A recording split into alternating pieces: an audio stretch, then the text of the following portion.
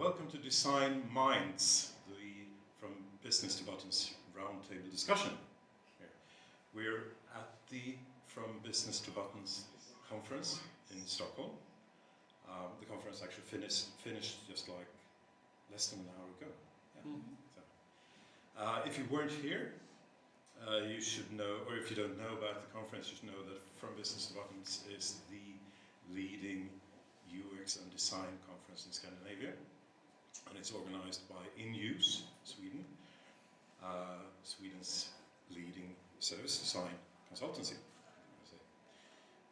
And this is the session where we let the speakers discuss and reflect and perhaps summarize a few of the themes that come up during your talks. I mean, you've been given brilliant talks, but you're just one at a time at the scene, so this is time for you to discuss a few things and we'll have a few questions.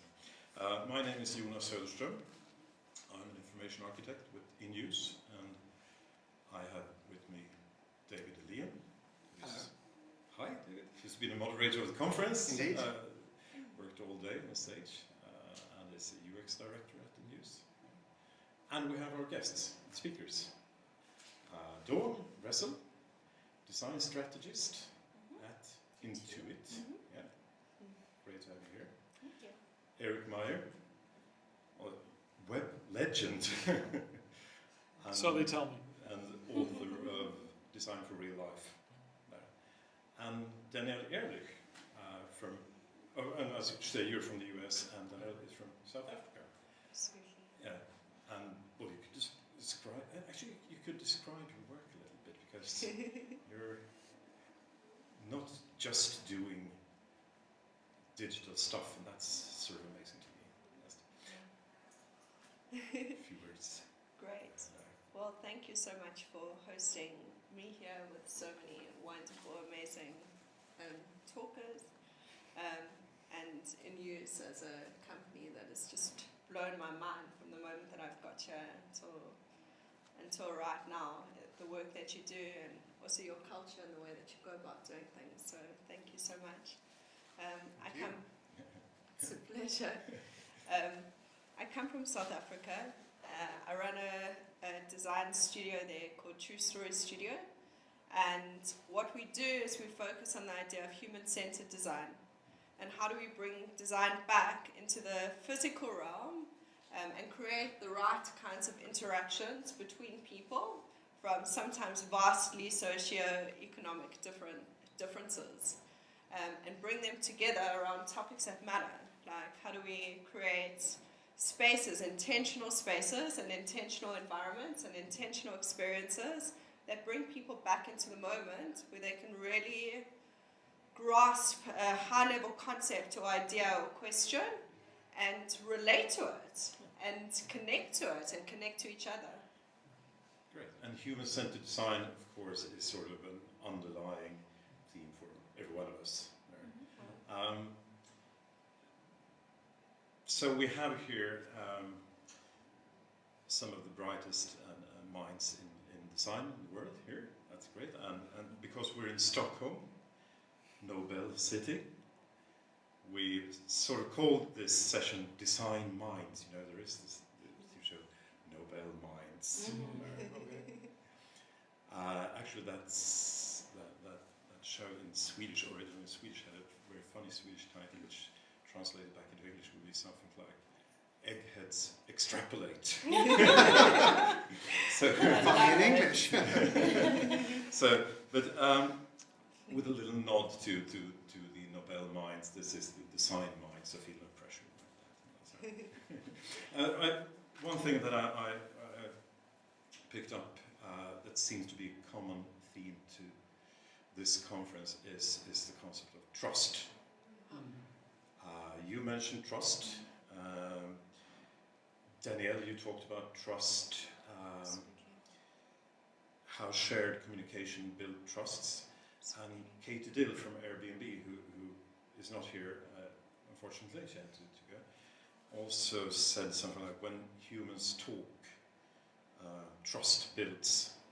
Absolutely. So, do we have a lack of trust that needs to be addressed in society? Interesting question. Yeah. Joel? Well, I think perhaps, but I also think that if you're not designing with trust in mind, you certainly want to achieve trust. So it's something that always has to be at the forefront of your mind, design mind, you know, when you're actually creating products and services for human beings, because ultimately the interactions that you have with technology comprise relationship. Yeah. And so like any relationship, the foundation has to be trust. Otherwise people will not use your products. They always have a choice whether or not to use your products and services, and if they don't trust you, they won't. Eric? Yeah.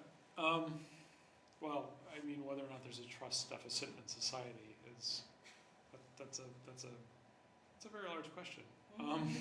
Very And meta. I think in some ways I would make that argument. In other ways, perhaps not. But in terms of what we do with interaction design and usability, online design, that sort of thing, I know that for me, if I've interacted with a product or a service or a site or whatever, and it has built up trust with, it's built up trust in having been good interactions, useful interactions, whatever those are, that creates a bond. I mean, strangely enough, it creates an emotional bond. Which seems sort of like a crazy thing to say that, I have an emotional bond with Facebook. And yet, we do. Yeah. And when that trust is violated in some way, the question is, has enough trust been earned before that it's recoverable? And ideally, of course, no product or service would ever violate our trust, but there are millions of us, or billions in some cases, using the services, and so you're not going to catch everyone every time. I think I can talk more on the small scale version of trust. Small scale version of trust. That's interesting. Yeah. The small scale version of trust. I trust you a little. Yeah. I mean, we can look at it in various ways, but coming from South Africa, there's a lot of people that come into South Africa and they want to save it. And there's a mentor of mine who always says, "Trust me, I'm a designer." So that's also it's a term that gets thrown around quite a lot as a designer. But I think that trust is integral in the work that I do and in the work that design can do in smaller kind of spaces, because it is intimate. Like, you are sharing a moment with somebody, and often, like, you can come into a space that's maybe not as developed as the spaces that we're used to, like in a more like a township kind of space, and people go in there and make big promises that they often can't keep. And in that kind of situation, like, it's easy to lose trust and to, like, for me, I think maybe the point that I'm trying to make is, does your promise create the expectation of the people that are using it? Because if it doesn't, then you can lose trust quickly, and then it's difficult to go in there with a new innovation, with the right kind of approach, and to gain the trust of the people that you're trying to work with. So I think, like in my respect, it's trust is fundamental, and there are tools to build trust. And that one of them is very much active listening and getting people to participate in an experience, and like really feel like they're being heard. Wonderful examples of that in your talk. We should say that if you see this on the web, all the talks are available on the FromBusinessToButtons.com website. At least very soon. Very soon after this conference, all the talks will be there. Could I add? I think there's too much trust, not a trust deficit. Yes. Okay. Because trust, a lot of it is about implicitly just trusting things that people don't realize that they shouldn't trust. And perhaps we're going into a time period where people are starting to discover, wow, there's so much that I didn't realize I should mistrust, that perhaps I should mistrust. And maybe that's a nice thing. In the view of all the bad stuff that's happening, it's kind of good that people's awareness is increasing. Yeah, that's interesting. I love have that because it leads to questions. Yeah. It leads to questions, and I think that we are living in this age of questions Mm. where there's all of the stuff that's happening around us, Yeah. but actually, like, is it the time to be asking the right questions? Mm. You know? Do we trust the right things? Exactly. Yeah. I should say that we will have you here for time, and then we will have change, and we will have 3 other speakers from the day coming in here and continue the discussion in a small group setting. Great. One of the things that I enjoyed today actually was a small thought that Eric was speaking about things like human sensitivity, empathy, compassion, traditional soft subjects, and Dawn was speaking about a very technical and detailed theme, and that's such a refreshing reversal of the traditional stereotypes, boring traditional stereotypes. But I know that you've been talking about empathy, customer empathy too. I in have Roundtables. actually. I've given a couple talks on that topic as well. Yeah, there. But Eric, I think everyone sort of had like goosebumps and shivers when you gave your talk, and it's a very powerful talk. One of the things that I also picked up here was that I loved your example of designing for everyone, designing with empathy, and designing for the amputee with just one arm. I just would like you to repeat that because it's Yeah. So this actually, this draws on work that Microsoft has been doing in their inclusive design initiative, which is headed up by a woman named Kat Holmes. But they make a lot of points, but one of the points they make is that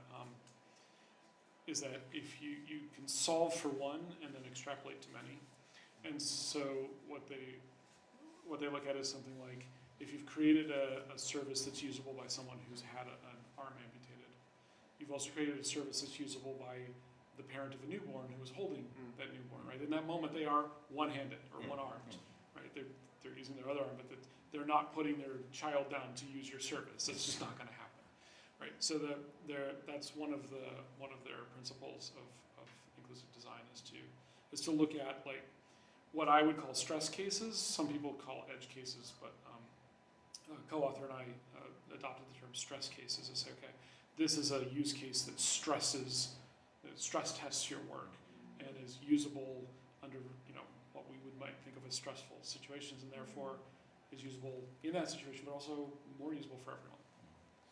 And you stress the fact that there's not just the ideal use case. Right. It's not the only use case. We have to prepare for a lot of other situations. Yeah, because designers typically have an idealized situation in mind, an idealized outcome, and they focus all of their energies towards meeting that use case, and often do so quite brilliantly. Yeah. But that often fails if the real world intrudes and a use case falls outside of that vision. I think that's an important reframe, what you said, which is stress cases, because when we say edge cases, it's easy to ignore, Yeah. right? And so You're explicitly marginalized. Yeah, Yes, exactly. So that language is slightly really nutty important. or something like that. Yeah, it's Evan Hensley, who's someone that I know online, said, when you use the term edge case, you are explicitly defining the limits of what you are willing to care about. Yeah. And that was one of the drivers for Sarah and I actually to adopt this term of stress case. But sometimes it happens by accident. It certainly does. Yeah, Absolutely. and that was really interesting for me to realize as well, because I know there's a lot of controversy around the concept of Uber. Yep. But what I learned recently in Johannesburg when I was in a job where I was working in Alex Township, Okay. what I noticed there was I took an Uber to get there, and it actually turned out that Uber has become the main form of transport in those areas because it offers a different level of safety, convenience, and economics. So something like that is as big as what it started out and to the mark that it was meant to be catering for. It's actually taking on a whole other role within the developing spaces as well. Yeah. And that was interesting for me. It was something that really like caught my attention because I wouldn't have ever expected it. No. One of the things that perhaps has been missing from the discussion here, and I find that it's often missed, it's often overlooked, is we usually talk a lot about consumer services and consumer products, and we quite rarely talk about what people has to do at work, the enterprise system, the inside workings of it. I think there's an article even that said enterprise is the territory that UX forgot. You had some interesting examples of the inside of CMS actually breaking down and causing distress for potential millions of people. Right. How do we address this question? How can we put much more care into the insides, the inner workings of systems, the administrators that has to work with these things that perhaps a consumer outside but inside actually will perhaps even hurt people if it's badly designed. We met at the Enterprise UX conference last year, Right. so we had that theme there. Yeah, I have something to add about that. So I think one thing is that companies tend to deprioritize the employee experience, but sometimes what they don't realize when they do that is they're actually impacting the end customer experience as well.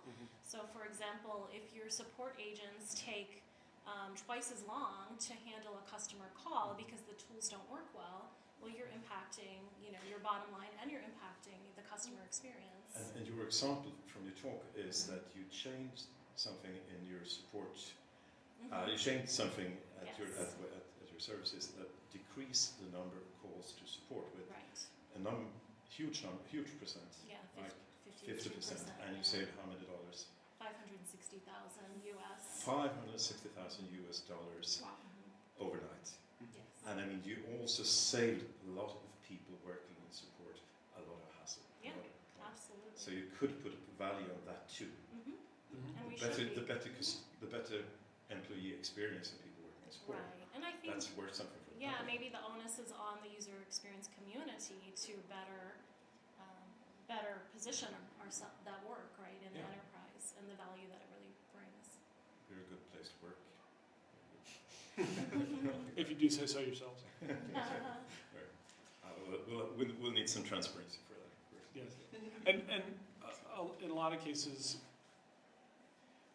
I feel like designers are most likely to be dealing with stressed out and users when they're designing internally. Very few people have relaxing jobs in which all of the time that they need to do everything they need to do is available, Exactly. right? So to have that in mind, and to find out what kinds of contexts things are being used in, like literal physical contexts as well as work contexts, there's a lot to be done there. And that's one of the reasons that we usually try to make user observations in their real environment.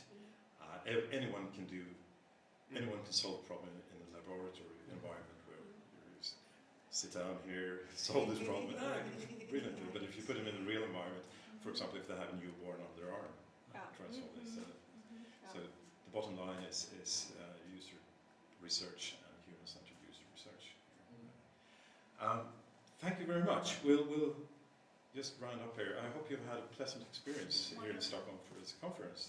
Absolutely. Thank you for having us. Thank you so much. And I think Our pleasure. everyone that I spoke to has just been like, wow, blown away by the quality of your talks and the discussion here with the host. Of course. Thank you very much. Before you leave, since this is the sort of Nobel city, Oh dear. you will get a small and Nobel present. Thank you. A golden medal Thank you very much. can be eaten. So much. You should That is probably so- receive it from the hands of His Majesty, the chairman of Induced, Kjell Persson. He sadly isn't here, but we'll try to fix that now. But, thank you so much for coming to Stockholm, and thank you so much for speaking at the conference. Thank you for having Thank me. Thank you. And when we change here, we should say to people here listening to live Facebook that you can send in questions to the speakers, and we'll have Mike Monteiro and Donnelly Shaw and Jamie Levy coming in here now, I hope. I think they're waiting out there. So thank you very much. Right. Thank you. Thank you Yeah. so much. Thank you guys so much. Thank you. So, and you should, of course, this is the 2017 edition of From Business to Buttons. There, of course, will be an even more brilliant conference next year. So, just mark in your calendar April 2018, the next brilliant Business to Buttons conference. You might wonder a little about the name of the conference. I think we'll address this panel here. Hi, welcome. Hi, there's a live feed going on right now? The live feed is going on right now, yes. Okay. Have a seat. It's okay. Please, yeah, please sit down. Come closer. Darn. And I think we'll have Oh, okay. Here we go. Emma. Hello. Hi. Hi. That? So, and we have Jamie. I think should be coming too. I saw Jamie leaving. Oh yeah, she was. That's right there. She go out. We'll get her. This is a One thing that we'll just talk a little about is have you noticed how strange the name of this conference is? From Business to Buttons. I don't understand the name of this conference, but No. I've never I understood love that. the name. Yeah. I think it's Who a great understands the name? name. I do. Like now, Good. now Please I tell us. understand it. I mean, yeah. yeah, it makes sense. The business has to be translated into some kind of interface that people use. And buttons drive the business sometimes, or they should. Well, it's sort of obscure, but that is the original thought. The original thought is that we have Jamie coming in. The original thought is that you just don't design things out of your mind like that. You start with the business. You start with the business goals. You start with what you want to accomplish, and then come from there to make a design that suits your fits the goals that you. So welcome. So for the second part here we have Mike Monteiro. hello, Hi, how are you? I'm fine. I like your shirt Thank you. and your bow tie. Yeah. You actually been here for the second time. Second time here. There are two people who have been here for 2000. Maybe you'll make the third time. Maybe, we'll see, we'll find out. Donnelly Shaw. Hello. Yeah, and Jamie Levy. Hello. Hi. Live feed going on right now. This will be, of course, online afterwards also. So this is the Design Minds session. Since we're in Stockholm, it's Nobel City. We have a little nod to the show with the Nobel laureates. That's called Nobel Minds. Are we getting Nobel Prizes? So this actually you are getting Surprise. yes. Let's be done with that too. We have Bronze Little- books. a little gold medal Aww. Great. there, and we should do something like, would you please step forward and receive the medal from the hands of the CEO, Induced, Kjell Persson, or something like that. But we'll Thank you. do this. It won't You're so kind. be any problem to take this to security or scan. You can eat it before you go to security. It's actually chocolate. So, but this is the session where you have the chance to sort of reflect on the themes of the conference and what did you learn from each other's talks. I mean, you're alone up on stage, one at a time, talking to the audience. You're never alone when you're with Jesus. It's true. Good. I'm Jewish, so I don't know about Me it. too. I'm an atheist. That's- How do you know that? I mean, So Donna, you strong were actually decision. He's ignoring me from the last speaker of those we have here. No, you're the second last. Alexander was the one that was the last speaker, but he's also sadly had to rush off. So, what's your impression? What did you learn from? What's your main takeaway from the speakers that you had, the other fellow speakers that you could listen to during the day? I mean, a big theme that I saw today is a theme I've been seeing a lot in back channel conversations with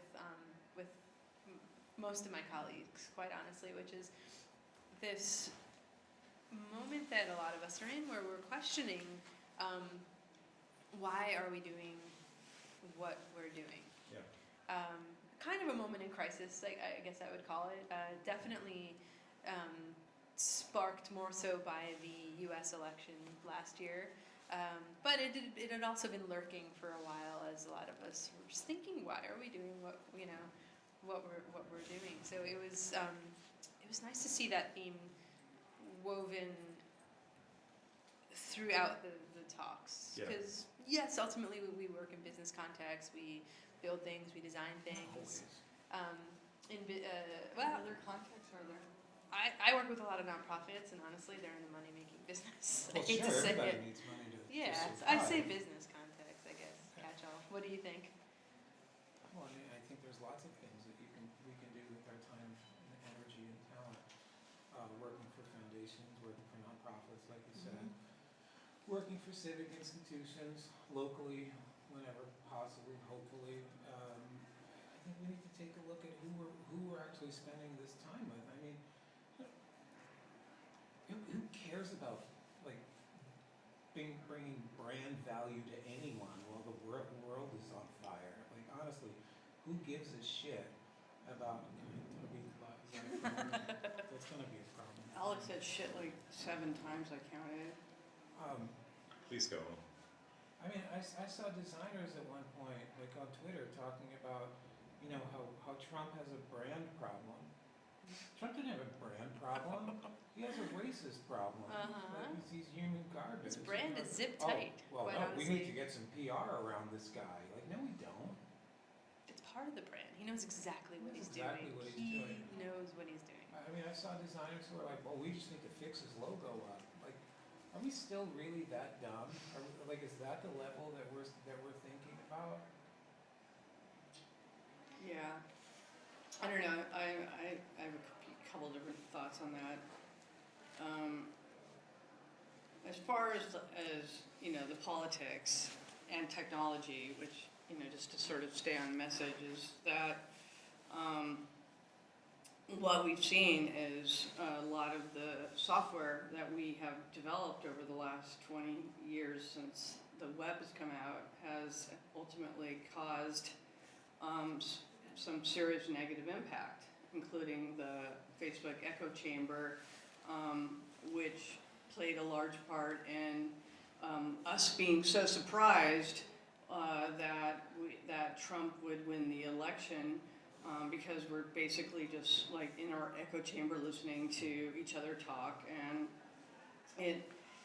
that's one example, and then of course you could just take, you know, people being more consumed by their gadgets, you know, just constantly on the phone. Like, it's totally disturbing to me that people can't have dinner, you know, certainly in Los Angeles without their phone sitting there, that they might, you know, I call the iPhone and it's like, why is your computer on the table? Can't we have a conversation and be present and have an intellectual dialogue? And it's been amazing being in Sweden, where last night at the dinner I sat with 6 people I didn't know. We had a very intellectual discourse about politics. And then as far as what, you know, you were saying, Mike, I totally agree. For my part, you know, I don't have so much time to work on projects because I am a part-time professor.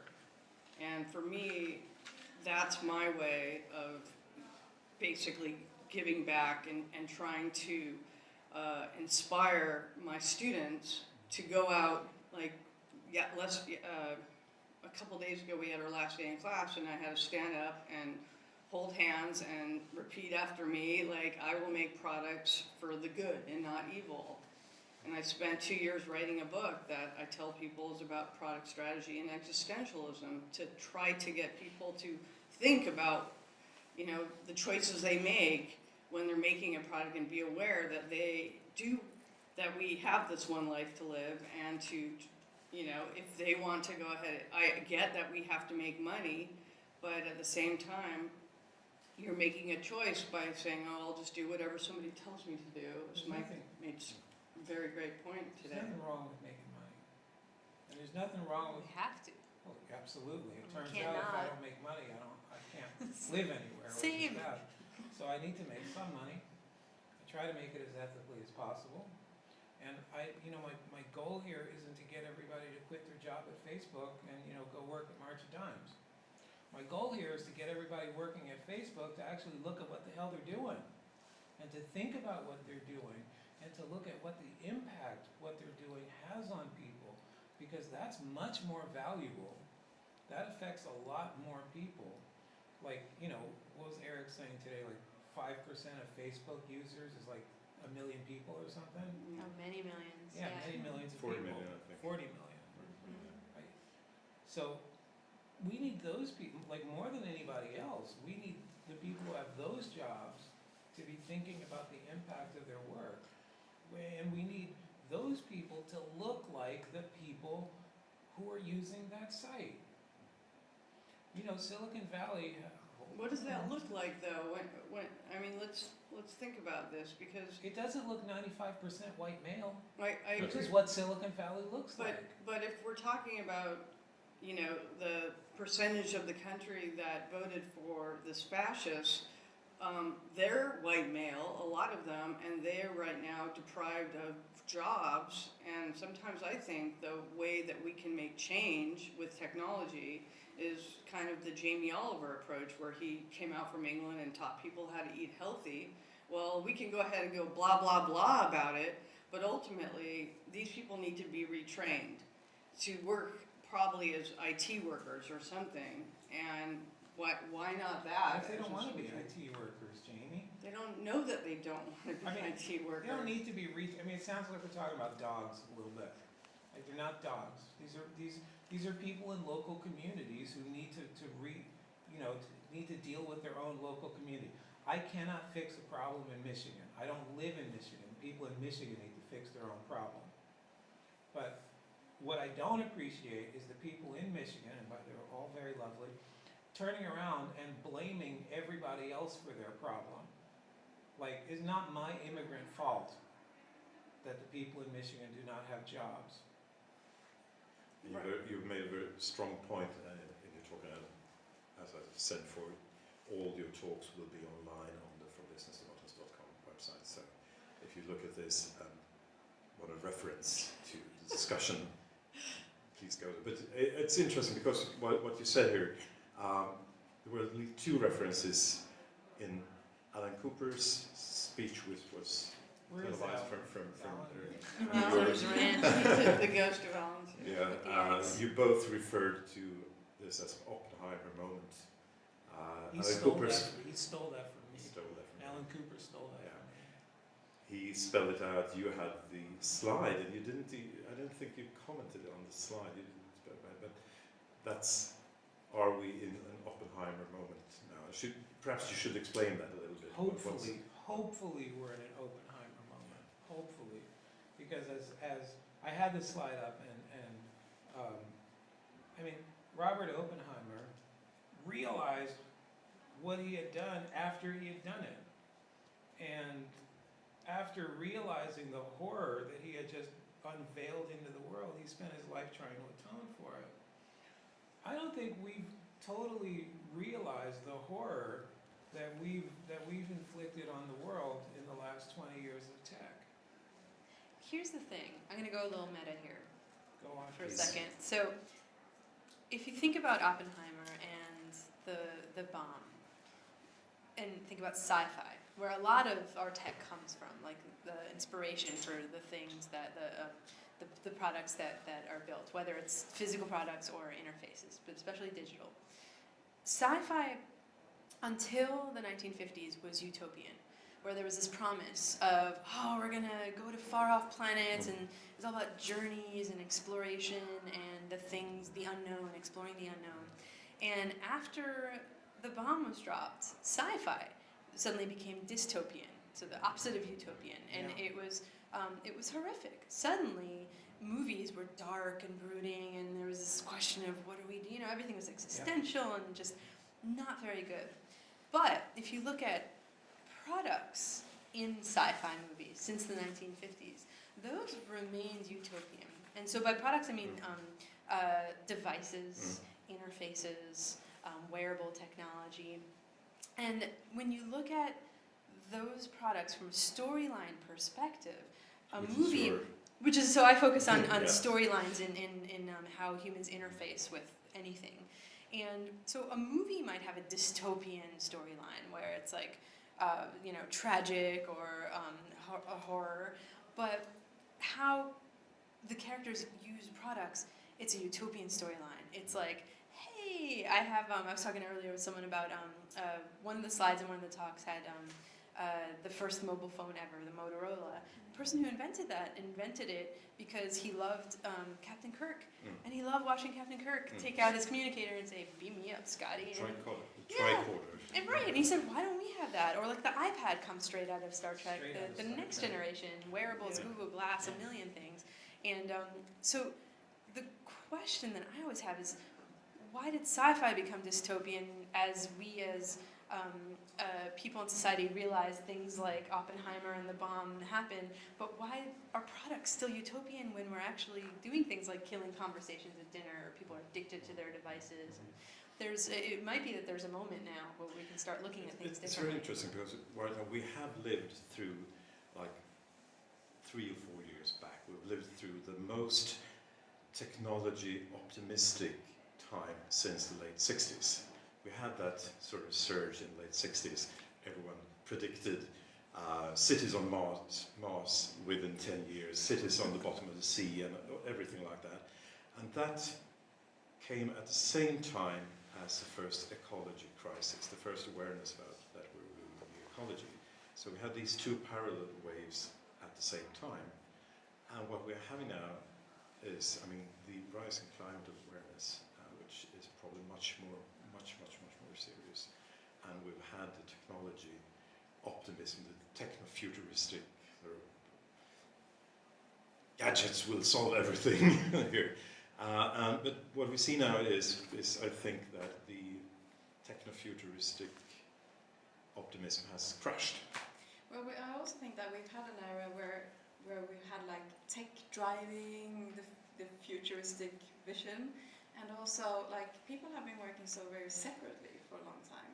Like, this is my profession, this is mine, but not like what you're talking about is really like those complex challenges that we don't know how to solve.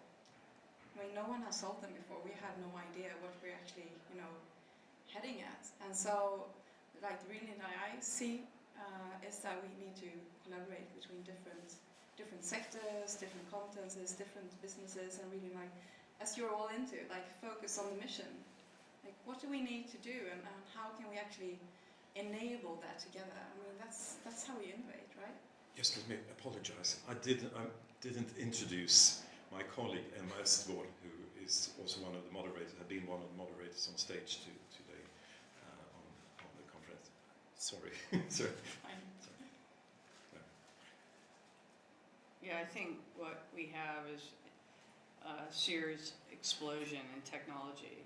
I remember There is an implosion. explosion and implosion. I of course glorify the days when I started out in the late 80s when there were 16 of us meeting for cyber blah blah meetings and talking about new media, and it was cool and weird things like virtual reality. And now all of a sudden, everybody's, you know, into tech. Everybody's walking around with a computer. Everyone from my 98-year-old grandmother to my 12-year-old son, who I fight with day and night to get off that darn device so I can have a conversation with him. And it's frustrating as a technologist to see that, you know, the field I've been working in, and the field as an educator and as a practitioner, that it's destroyed society in so many ways. I think it's weird to make it about tech. It's not. I don't think it's about tech. I think it's about people. I think the problem's people. Problem's always people.